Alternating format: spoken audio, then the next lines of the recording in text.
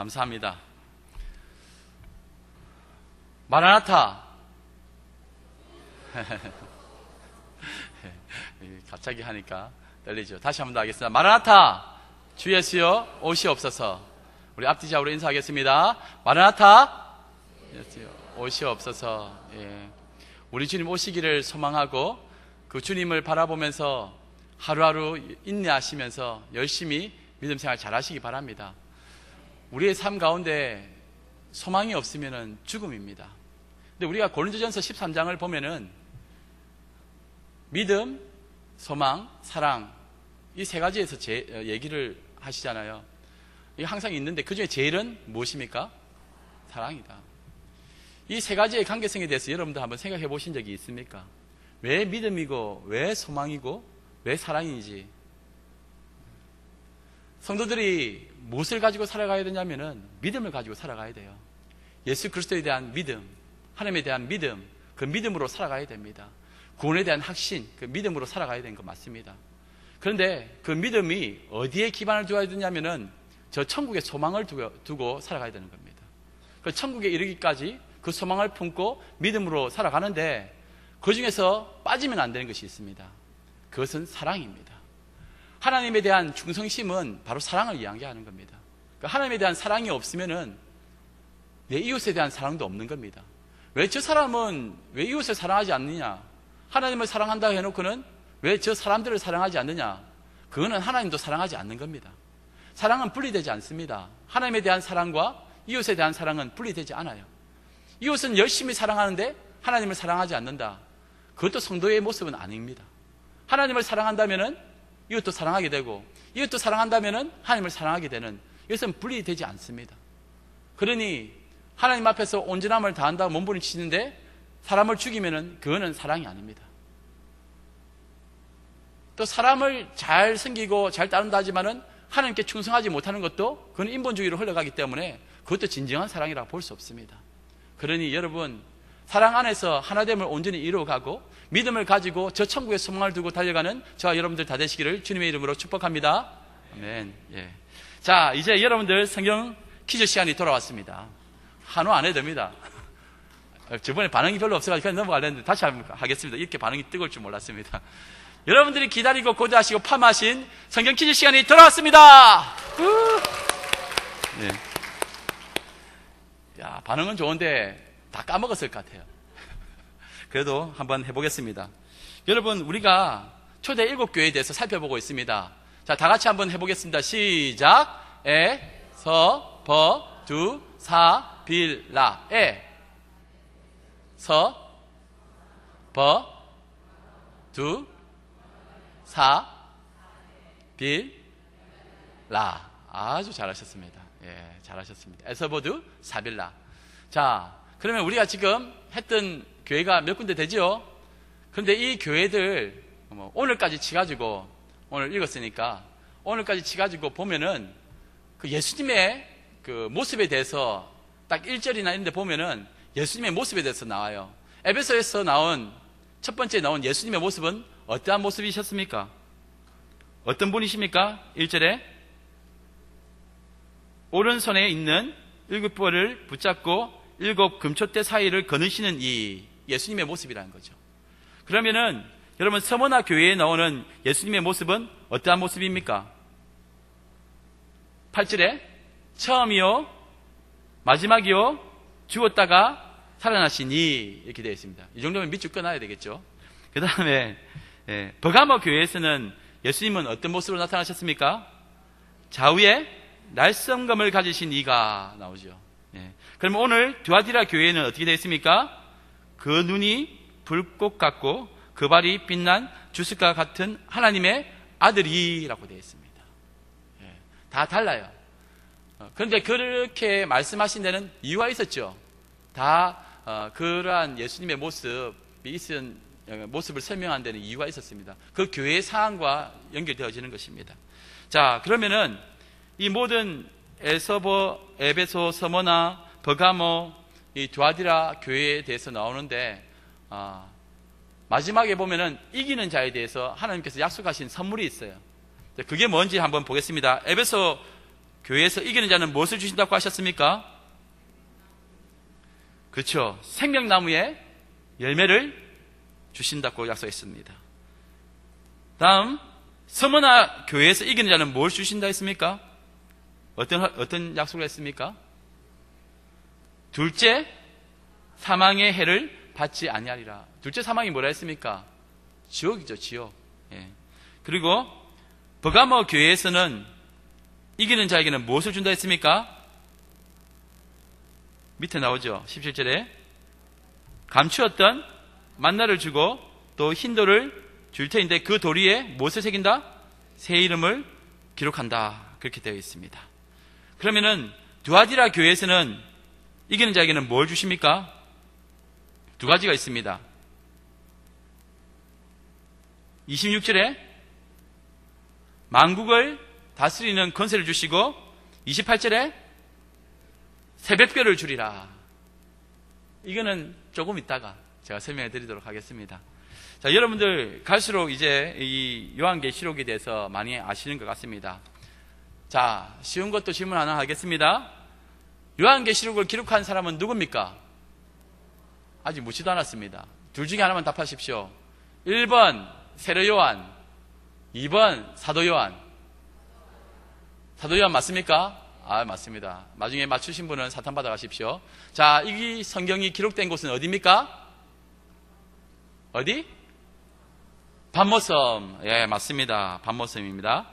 자, 그러면은 조금 어려운 거 하겠습니다. 지난주에 황제가 주는 생사 여탈권을 가질 수 있는 그 검이 있습니다. 검. 그 검의 이름은 뭡니까? 뭡니까? 기억이 안 나죠?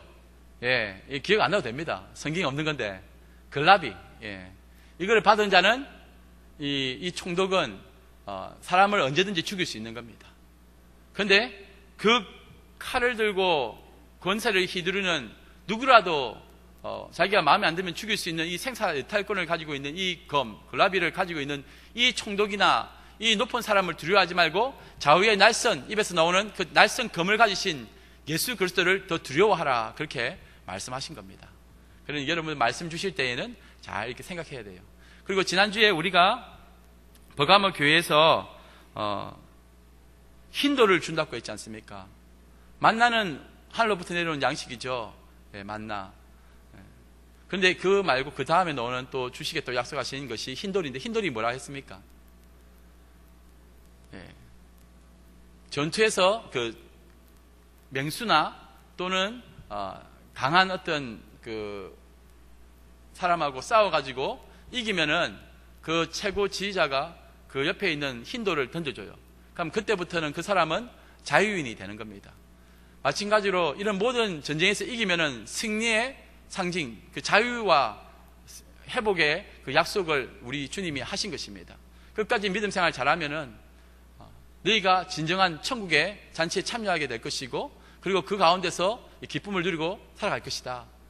이제는 세상에 묶이지 아니하고 세상의 그 제약의 사슬에 묶이지 아니하고 진정한 자유인으로 그렇게 살아갈 수 있다. 우리 주님이 약속의 말씀하신 겁니다. 자, 요 정도 하도록 하겠습니다. 여러분 참 잘 하셨습니다. 자, 오늘 우리가 살펴볼 교회는 두아디라 교회입니다. 이 두아디라 교회는 어떤 교회인가? 여러분들 두아디라 교회는 이 두아디라라는 도시 자체가 어떤 도시인가를 알아야지 이제 두아디라 교회에 처해진 상황을 이해할 수가 있습니다. 이 두아디라 교회가 사실은 이 로마의 그 병기를 만드는 제조창으로 유명합니다. 그러니까 로마 군사들이 이 칼을 만들고 또 총은 없었죠, 그 당시에. 칼을 만들고 창을 만들고 이런 무기를 만들 때 이곳에서 거의 만들어졌다고 합니다.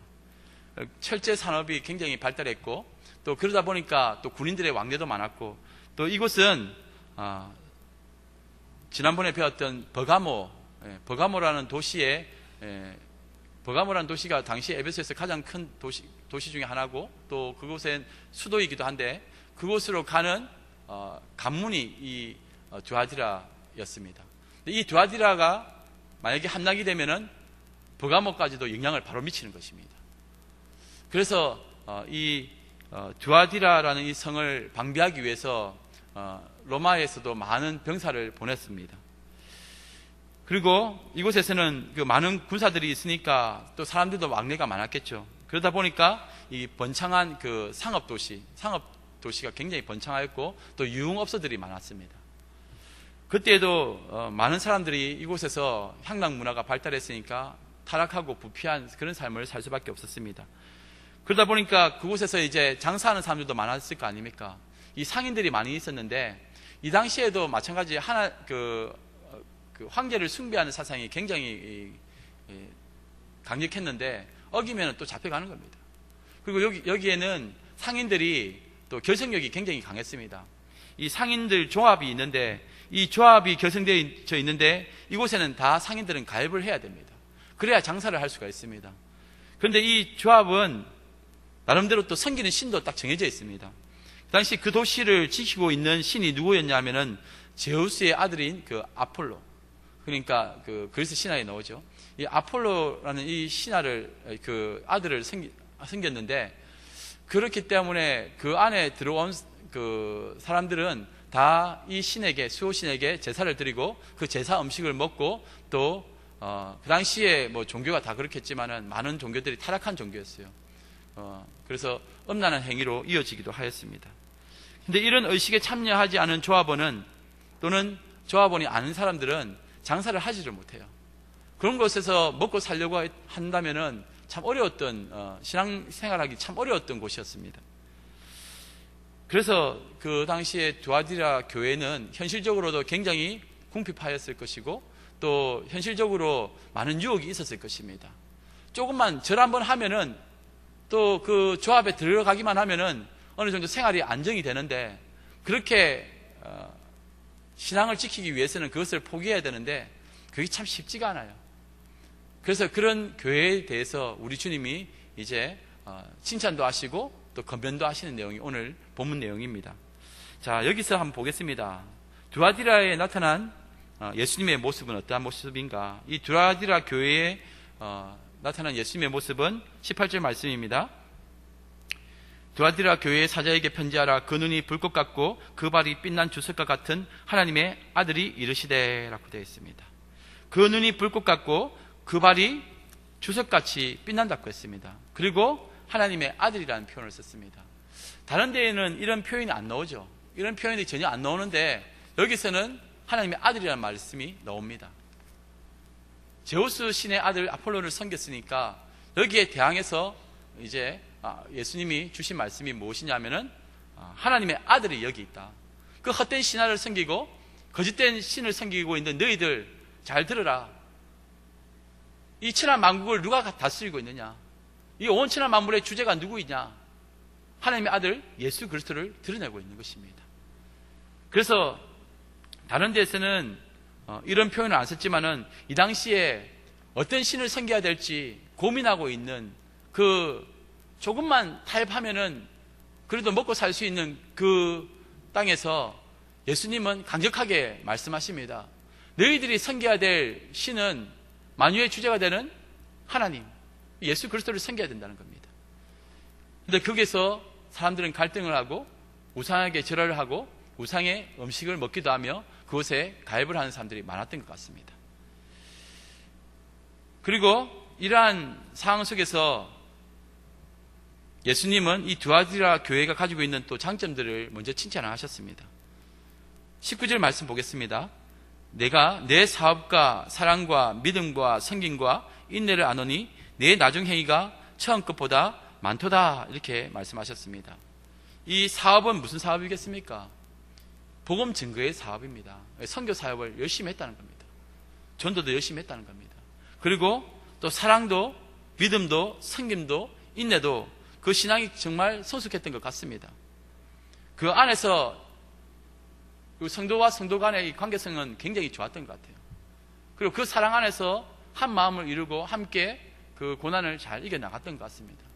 그럴 수밖에 없는 것이 세상에서는 소망이 없고 또 세상에 나가면은 언제라도 우상에게 절을 할 수밖에 없는 그 수만 가지의 유혹이 있는데 그것을 이겨내려고 했으니 얼마나 자신들 안에서 돈독하게 믿음으로 서로 격려하고 하나됨을 이루어 갔겠습니까?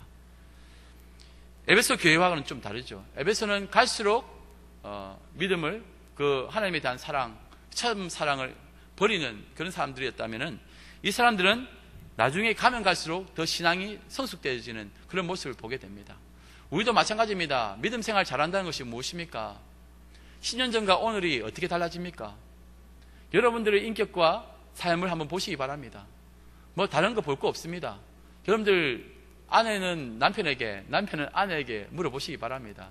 여보, 내가 10년 전에 예수님을 믿었던 것과 지금 믿는 것이 어떻게 더 나아졌어? 했는데 아니요 라고 하면 다시 깊이 한번 생각해 봐야 된다는 거죠. 그리고 친한 분이 계시면은 야야, 내가 말이나 행동에 있어서 좀 신실해졌나? 아무 말도 안 하면은 부정입니다. 여러분, 정말 신앙생활을 잘 했다는 것은 이 열매가 맺혀야 돼요. 교회 안에서 열매가 맺히지 않고 그냥 성경책만 끼고 왔다 갔다 그런다고 해서 바뀌는 거 아닙니다. 성령의 감화를 받아야 됩니다. 말씀이 들어가면은 우리가 변화를 받게 돼요. 모든 성경은 하나님의 감동으로 된 것으로 교훈과 책망과 바르게 함과 의로 교육하기에 유익하다고 했어요. 그러니까 말씀이 들어가면은 그런 영적인 수준이나 우리의 인격적인 삶이나 이런 부분들이 조금씩 나아져야 된다는 겁니다. 그런데 옛날보다 더 악해지거나 또는 더 성숙되지 못했다면은 뭔가 문제가 있어도 단단히 문제가 있는 겁니다. 옛날에는 순수하고 순진한 믿음 생활을 하는 것 같았는데 가면 갈수록 이상하게 삐뚤어지고 부정적이고 불평과 불만이 많고 또 교만하고 이렇게 된다면은 그것은 믿음 생활 잘못하고 있는 겁니다. 어떻게 교회에 들어왔는데 삶은 더 성숙되어져야 되는데 그렇지 못한가? 저번에 한번 제가 예화로 들었죠. 이 후라이팬 위에 이 옥수수 이거를 강냉이를 넣으면은 불을 달구면은 생명의 불이 임하듯이 이렇게 불을 달구면은 이게 뚜껑 덮어 놓으면은 픽픽픽픽 소리 나면서 그게 아름답게 꽃처럼 팝콘이 돼야 될 거 아닙니까? 그런데 그게 생명의 불이 들어가지 않은 상태에서 그거를 팝콘처럼 될 수 있는가? 못하죠. 성령님의 인도하심이 아니면은, 이끄심이 아니면 안 됩니다. 그리고 후라이팬은 다 익어줘야 되죠. 그래, 불의 연단, 물의 연단 다 받아야 되는 겁니다. 말씀 가운데서 연단 받을 때에 거기서 튀어나오면 됩니까? 안 됩니까?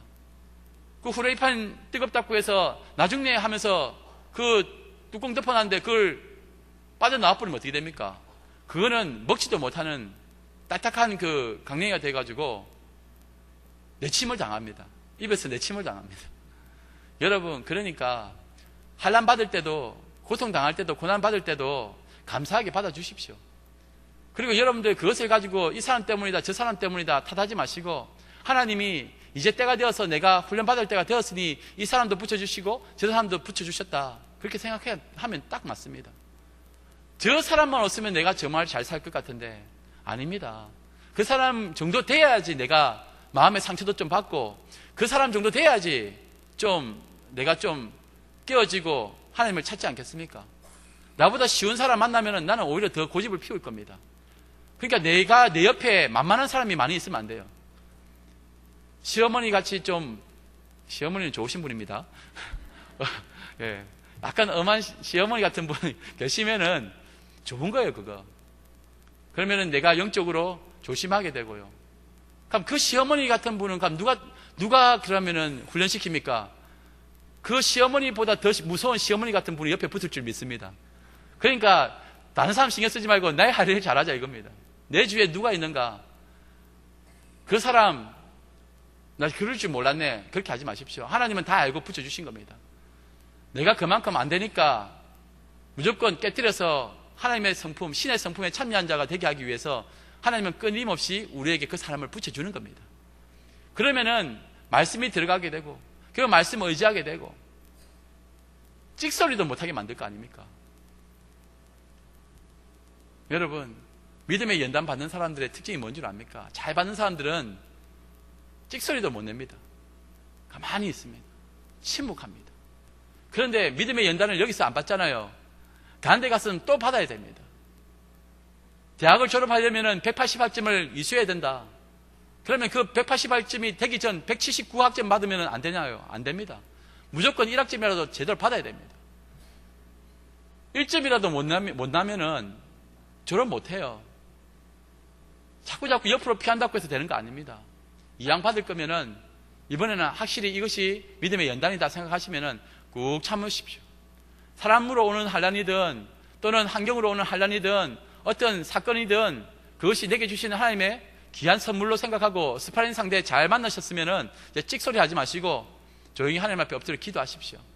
그러면 하나님의 말씀이 임할 것입니다. 그리고 그 말씀을 통해서 성령님이 말씀하시고 이끌어 주실 겁니다. 그때에 성숙된 사람은 자신을 먼저 돌아보고 또 먼저 하나님 앞에 회개 기도를 하고 먼저 사과를 하고 다가가는 겁니다.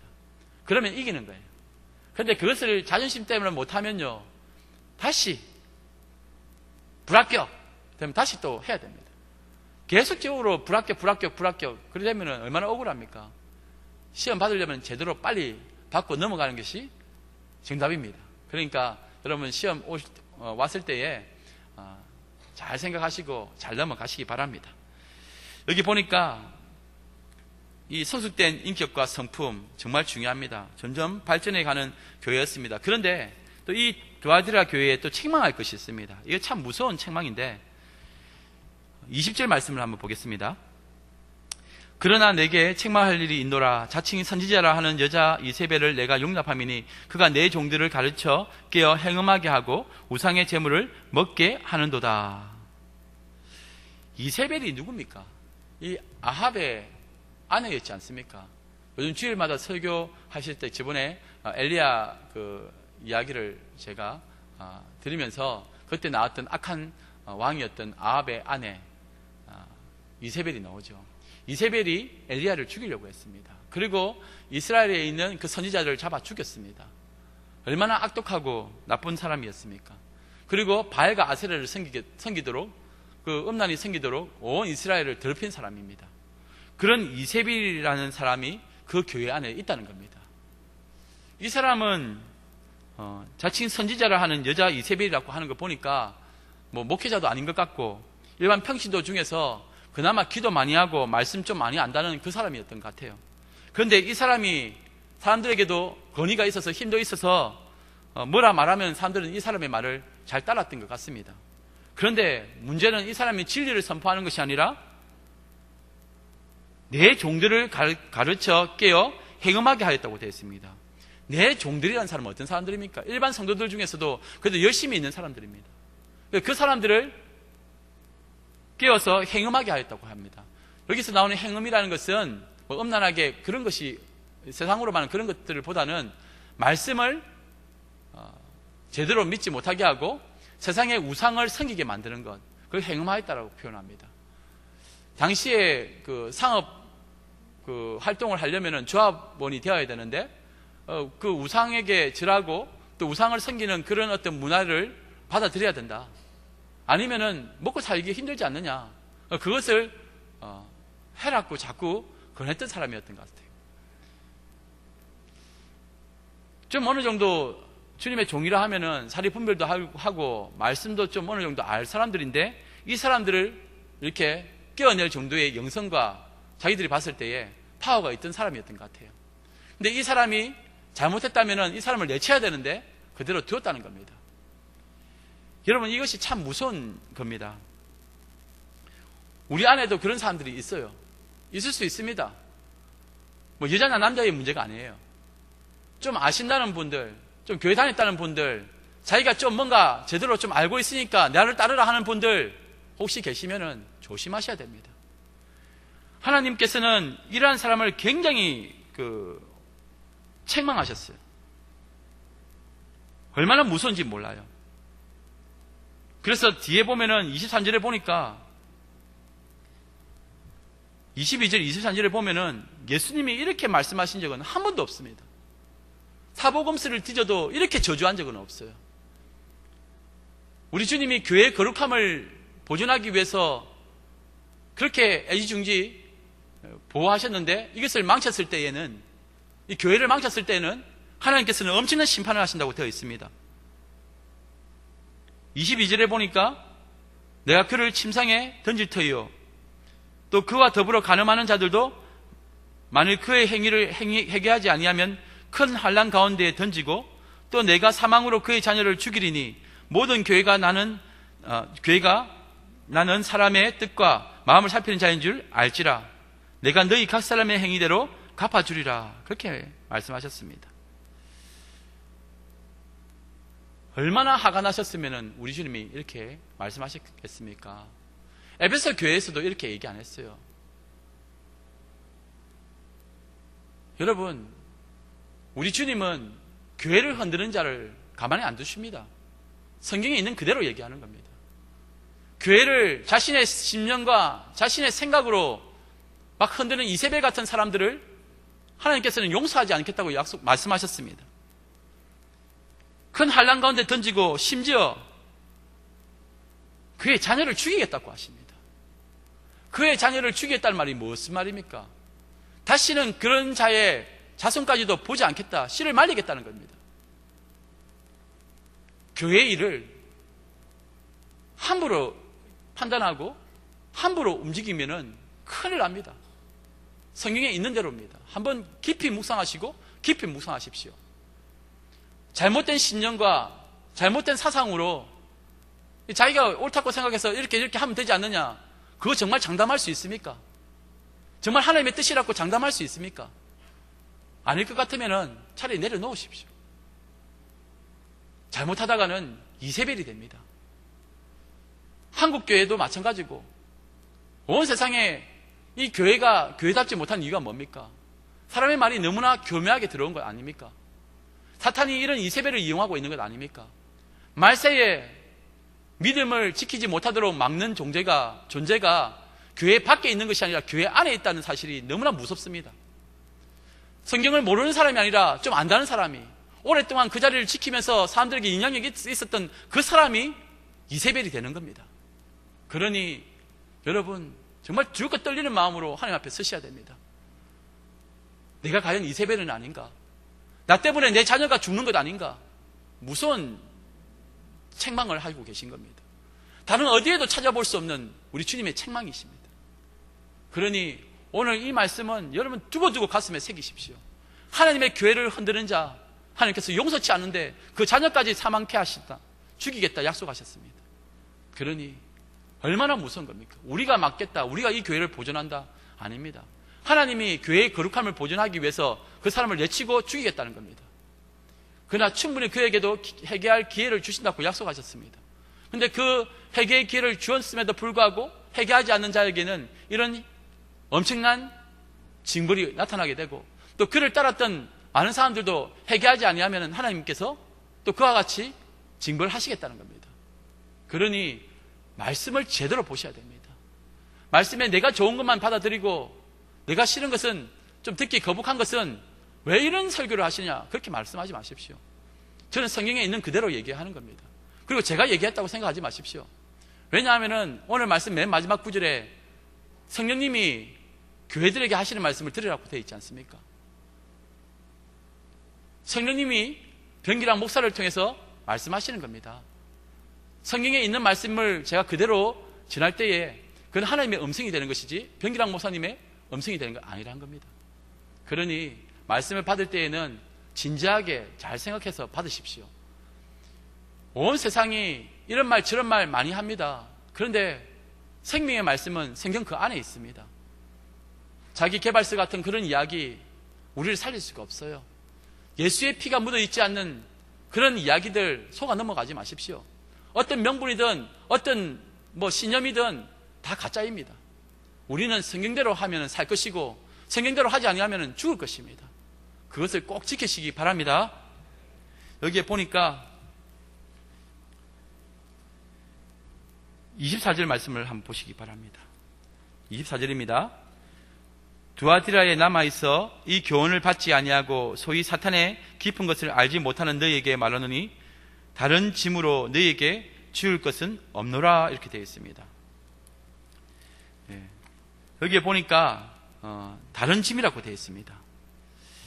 처음에 여기에 남아있어 라는 말은 남아있는 너희들, 아직 그러한 우상에 넘어가지 않는 사람들, 순전한 마음으로 말씀을 마음에 새기고 그 말씀대로 살아가기를 몸부림치는 사람들, 항상 그런 사람들이 있었습니다.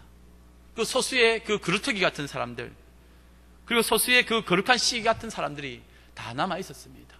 그리고 바알에게 무릎 꿇지 않은 그 7천 같은 사람이 있었습니다. 여러분들이 그 바알에게 무릎 꿇지 않은 7천이 되시기 바랍니다.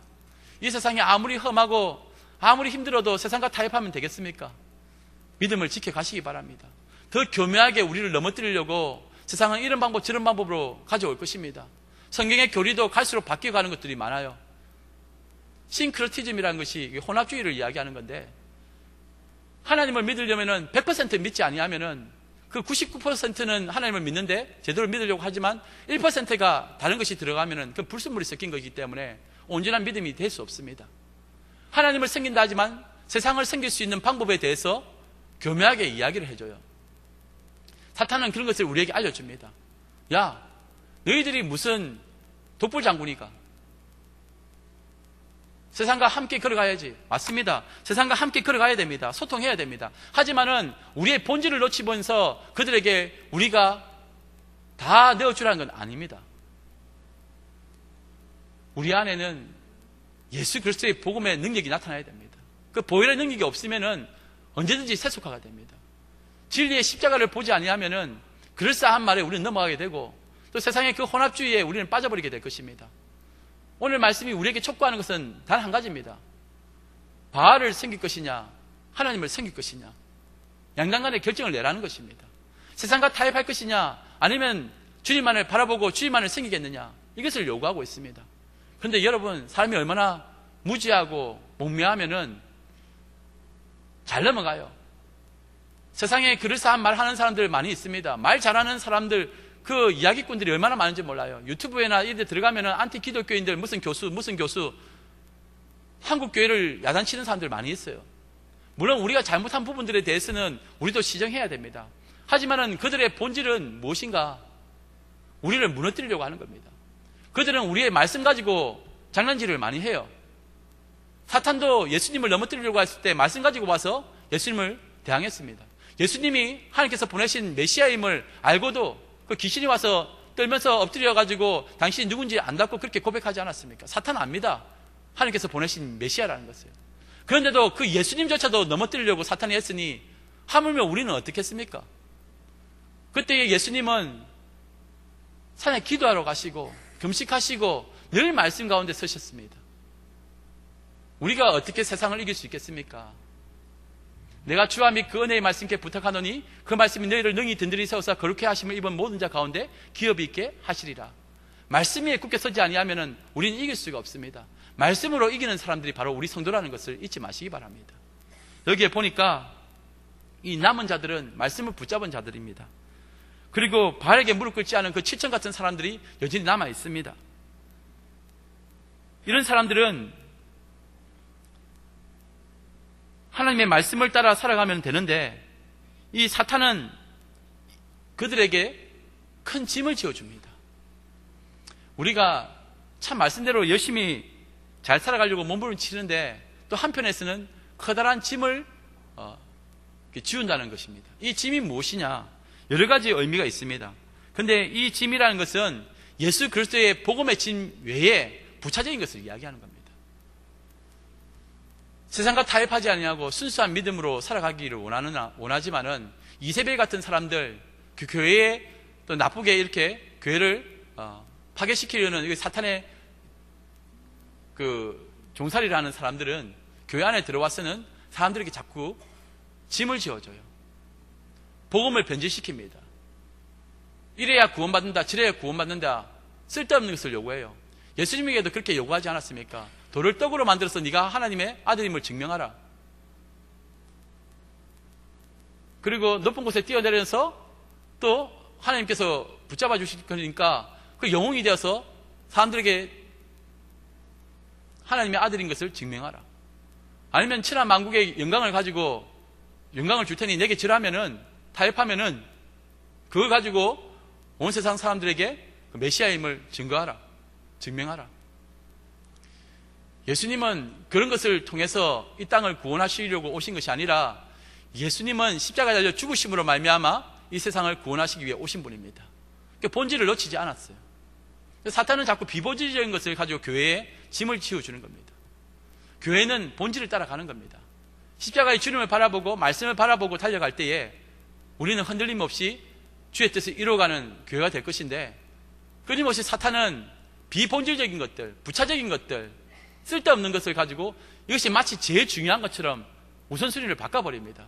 그러다 보면은 정말 중요한 그 사명을 놓쳐버리게 돼요. 등잔에 불이 나야 되는데 그 불의 사명을, 불빛의 사명을 잘 감당하지 못하면은 어떻게 됩니까? 그 초대를 옮기지 않습니까? 빛의 자녀들의 삶이 어떤 겁니까? 그 사명 잘 감당하라고 두셨으면은 그 사명 잘 감당해야 될 텐데 비본질적인 것 때문에 교회가 무너진다는 겁니다. 그래서 특별히 우리 주님이 당부하시는 것입니다. 예수 그리스도의 복음의 짐, 영혼 구원에 대한 짐 외에는 아무에게도 아무것도 짐주지도 말고 비치지도 마십시오. 사랑의 빛 외에는 우리가 아무것도 질 것이 없습니다. 오늘 여기 보니까 이 두아디라 교회는 참 어려운 환경 속에서 믿음을 지켜가려고 했던 사람들입니다. 그 경제활동을 자체를 못하는 어려운 상황 속에서 우상을 섬기지 않기 위해서 몸부림치는 사람들입니다. 그 교회 안에서도 이세벨 같은 사람이 있어서 참 힘들었던 교회였습니다. 그렇지만은 이 교회가 살아남으려면은 회개하라고 말씀하십니다. 하나님 앞에서 온전히 회복되려면은 항상 회개가 전제되어야 됩니다. 가끔 가다가 제가 말씀을 전할 때 보면은 목사님 너무 책망하거나 그 회개에 대해서 이렇게 말씀하지 마십시오라고 하시는 분도 계세요. 근데 제가 그걸 곰곰이 생각하고 기도하면서 되돌아 생각해 보면은 원래 복음은 회개하라 천국이 가까웠느니라 이건데, 이것을 회개하라는 것 빼고 천국이 가까웠다고만 얘기한다면은 과연 이것이 복음인가? 그건 복음 아닙니다. 차라리 자기 개발서를 낭독하는 그 강연회를 가는 것이 더 낫습니다. 지금은 아파도 진리의 말씀을 제대로 보면은 그것이 나를 살리는 말씀이라는 것을 알게 됩니다. 그러니 여러분들 듣기 좋은 말들, 축복의 말이라고 해서 그거 마음껏 듣는다고 해서 여러분들 삶이 바뀌었습니까? 아닙니다. 십자가의 길 제대로 가라고 주님께서 말씀하십니다. 그 길이 바로 축복의 길이요, 그것이 생명의 길이요, 우리 주님과 동행하는 그 모든 가정들이 그 자체가 행복이고 상이라는 것입니다. 오늘 말씀에 보면은 이 약속의 말씀을 주셨습니다. 이 두 가지 약속의 말씀이, 첫 번째는 이기는 자에게 만국을 다스리는 권세를 주시겠다고 약속하셨습니다. 그가 철장을 가지고 그들을 다스려 질그릇 깨뜨리는 것과 같이 하리라. 나도 내 아버지께 받은 것이 그러하니라 되어 있습니다. 이런 철장, 쇠로 만든 막대기, 이 호를 상징하는데, 권위를 상징하는데 이걸로 그들을 깨뜨리겠다는 겁니다.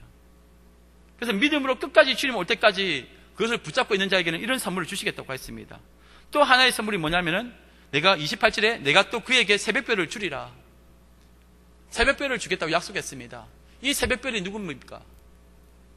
예수님입니다. 맞습니다. 예수님이 우리의 상급이 되는 겁니다. 창세기 15장에 보면은 아브라함에게 하나님이 나타나셔서 나는 너의 큰 상급이라고 그렇게 말씀하십니다.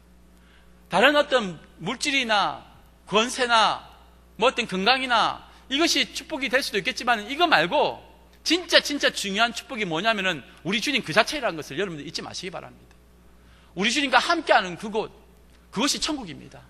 내가 사망의 골짜기를 갈 수도 있고 눈물의 골짜기를 갈 수도 있고 그 슬픔과 좌절의 골짜기를 갈 수도 있지만은 그 가운데 우리 주님이 계시고 새벽별 대신 우리 주님이 함께 하신다면은 그것이 천국이 되고 그 자체가 내게는 선물이 된다는 겁니다. 우리 주님 외에 우리가 무엇을 더 바라겠습니까? 여러분, 새벽별 되시는 주님을 상급으로 받으시기 바랍니다. 오늘 나오는 이 말씀대로 만국을 다스리는 그 권세를 주겠다고 했습니다. 하나님의 자녀로 반드시 세우겠다는 겁니다. 지금은 우리가 세상 가운데서 환난을 당하고 때로는 조롱도 당하고 어려움을 당하지만은 그러나 우리의 정체성은 하나님의 자녀입니다. 지금은 아닙니다. 하지만은 때가 되면은 주께서 그렇게 만들어 주시겠다고 약속했습니다. 그 전제 조건은 25절입니다. 다만 너희에게 있는 것을 내가 올 때까지 굳게 잡으라. 예수 그리스도에 대한 그 확신, 그 복음에 대한 확신, 그 믿음을 붙잡으면은 반드시 우리는 그때에 이 선물을 받게 된다는 것입니다. 세상을 두려워하지 마십시오. 이미 세상을 우리 주님이 이기셨습니다. 여러분, 오늘도 우리는 여러 가지 상황에 함몰될 것입니다. 이세벨 같은 사람이 여러분들에게 연락할 겁니다. 이런저런 말로 여러분들 곧 죽을 것이다, 어떻게 될 것이니까 이렇게 해야 된다, 선동할 것입니다, 충동질할 것입니다. 그러나 이 교회는 하나님께서 붙들고 계십니다. 우리 하나님의 장중에 65년 동안 지켜진 교회입니다. 여러분, 이 교회를 누가 흔들겠습니까? 사탄이 흔들 때에 하나님께서는 반드시 우리를 지키시겠다 약속했으니 끝까지 이 믿음 가지고 끝까지 승리하시는 우리 모두가 다 되기를 주님의 이름으로 축복합니다. 이 시간 우리 함께 기도합시다. 이 시간 주님, 우리의 마음을 주님 새롭게 하여 주시옵소서. 이 세상 바라보면서 세상과 타협하지 말게 하여 주시고 오직 주님 바라보며 기도하며 믿음으로 오늘 하루하루를 살아가게 하여 주시옵소서. 이세벨 같은 아버지 하나님, 우리를 충동질하며 우리를 아버지 하나님 현실과 타협하게 하는 만드는 말씀을 변질시키는 그런 자들에게서 우리를 보호하여 주시고 아버지 하나님 진실로 믿음의 사람으로 살아가게 하여 주시옵소서. 주님, 환난이 심하고 어렵지만은 세상과 타협하지 말게 하여 세상과 타협하지 말게 하여 주시고 끝까지 주님 바라보며 믿음으로 살아가는 저희들 다 되게 하여 주시옵소서. 우리 다 같이 주여 크게 외치고 기도하며 나가겠습니다. 주여!